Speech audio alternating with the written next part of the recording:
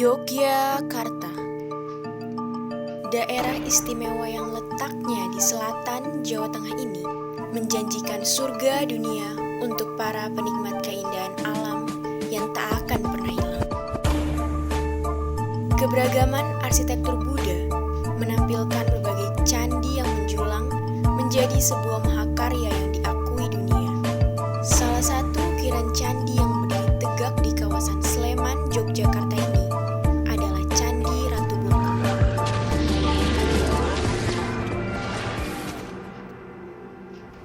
Candi Ratu Boko terletak sekitar 3 km ke arah selatan dari Candi Prambanan.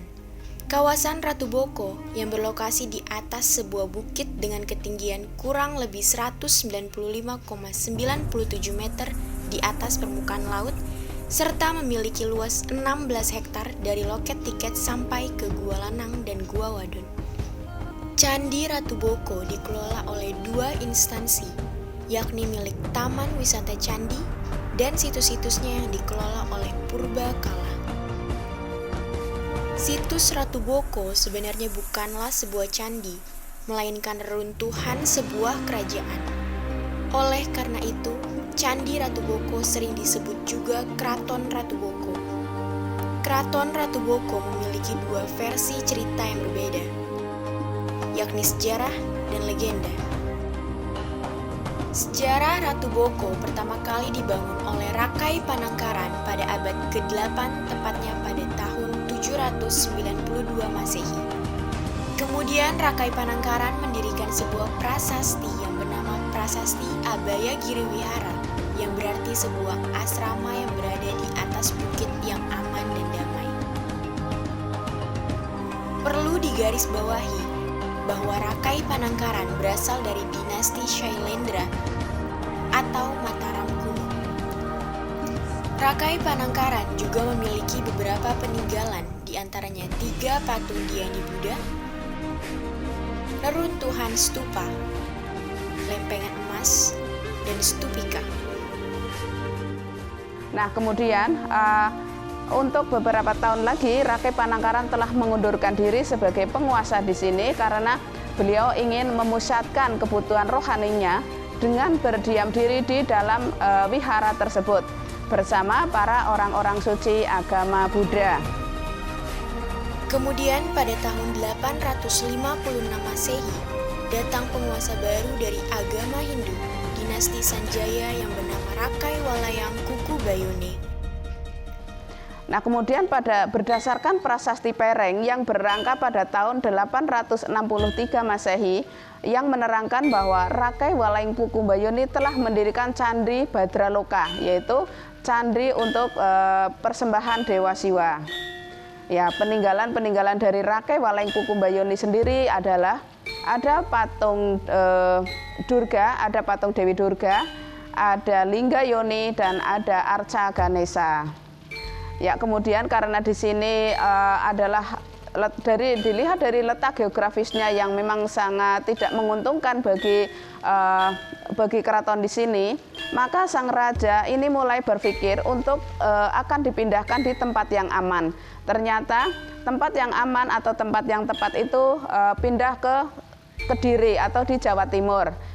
Nah, yang membawa itu adalah Empu Sendok pada tahun 929 Masehi. Nah, kemudian di sini dibiarkan kosong, sudah pindah di sana, maka di sini digunakan oleh warga untuk pemukiman. Kemudian legenda yang beredar pada tahun 1006 Gunung Merapi meletus. Terjadi erupsi serta gempa bumi. Maka dari itu keraton dipindahkan ke Jawa Timur, tepatnya di Kediri oleh Empu Sindok. Banyak kerusakan yang ditimbulkan oleh Gunung Merapi tersebut.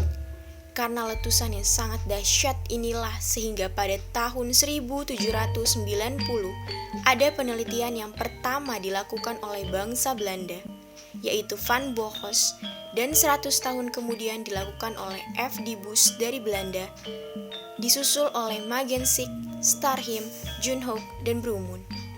Sehingga F.D. Busch menulis di dalam buku The Kraton van Ratu Boko. Itulah yang menamakan Keraton Ratu Boko.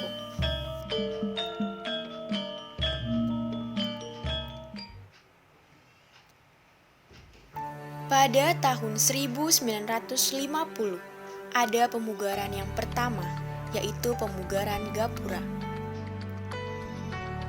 Batu-batu ini berasal dari batu andesit sisa-sisa Gunung Merapi yang meletus pada tahun 1006. Kemudian arca yang berada di Gapura disebut Mahakala, bentuknya adalah padu raksa. Kemudian puncaknya disebut dengan Ratna, yang memiliki 3 pintu, dan Gapura yang kedua ada 5 pintu lebih besar daripada Gapura yang pertama. Kemudian di sisi kiri terdapat Candi Pembakaran.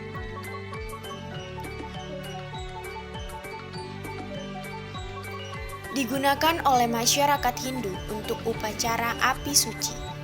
Di bawah Candi Pembakaran terdapat sumur suci yang digunakan setahun sekali untuk upacara Taur Agung atau upacara sehari sebelum Nyepi.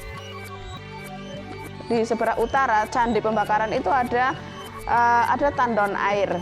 Ya, tandon air memang sengaja dibuat tandon air yang besar itu agar mencukupi untuk kebutuhan pada masyarakat pada waktu itu, karena takutnya nanti kalau ada musim kemarau nanti akan kekurangan air, maka dibuatlah tandon air yang besar.